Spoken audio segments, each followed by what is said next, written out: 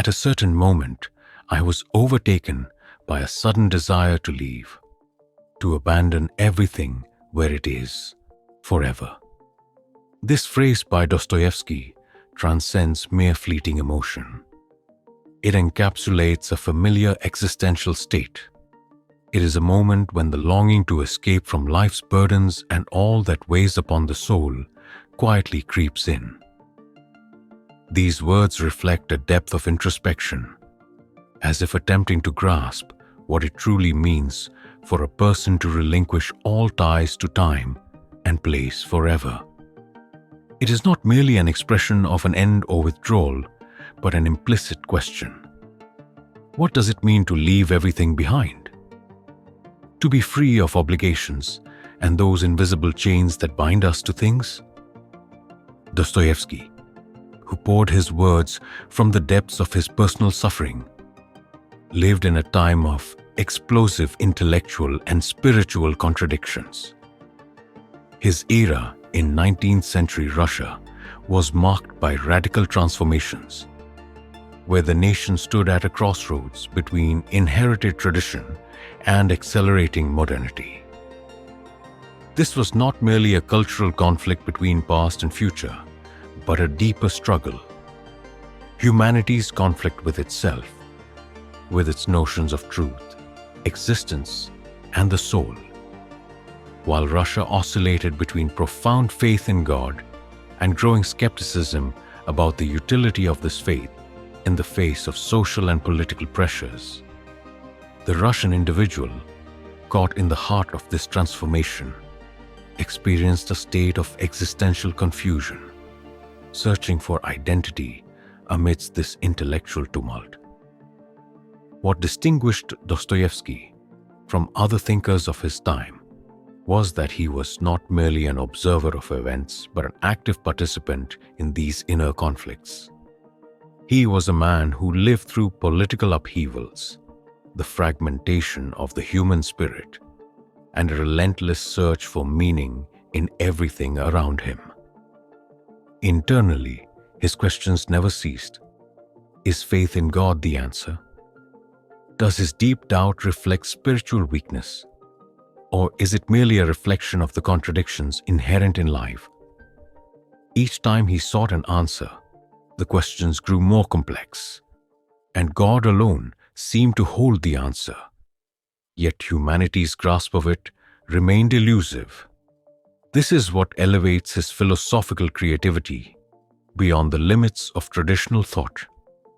He did not provide ready-made solutions, but instead opened horizons for the contemplative to immerse themselves in the unsettling depths of questions. If his novels spoke of battles with the devil, the struggle he lived was with himself, with a soul striving to comprehend its existence. This struggle fed into his phrase, forever. For everything in his life, whether intellectual or experiential, was teeming with questions that found no definitive answers. These questions are not merely personal, but are fundamental existential inquiries about how humanity confronts the unknown and lives amidst contradictions and pain. On a psychological level, one might draw a connection here to Freud's theory of the death drive and existential philosophies that address humanity's predicaments. Freud's concept of the death drive revolves around an unconscious desire to return to absolute stillness, a state before existence or birth, where all conflicts and tensions disappear. Freud views this destructive drive as a response to enduring psychological exhaustion and a sense of helplessness in the face of life's complexities. In moments when a person feels that life has depleted their strength, death seems like a final refuge, a non-direct solution to escape continuous anguish and pain. However, this psychological perspective can be understood within a broader context through other philosophies addressing the same issues. For instance, Camus, in his philosophy of absurdism, suggests that when faced with the lack of inherent meaning, humans have only two options: either escape this absurdity through surrendering to death or seeking the illusion of meaning, or they can choose rebellion, refusing to surrender and insisting on living despite the absence of meaning. In Camus' philosophy, this rebellion is a form of defiance against the futility of existence, yet it simultaneously affirms life despite everything. The individual in this rebellion does not flee, but lives in full awareness of the inability to find fixed meaning and yet chooses to continue. Additionally, we can explore Michel Foucault's theory of madness and power, which views madness not merely as a pathological state, but as an act of resistance or rebellion against social systems that seek to define the individual's identity. Foucault believes madness arises from a conflict with authority norms that aim to tame the individual. In this context, the inclination toward death or escape can be understood as a form of protest against societal expectations that pressure individuals to adopt identities and values that do not reflect their true essence.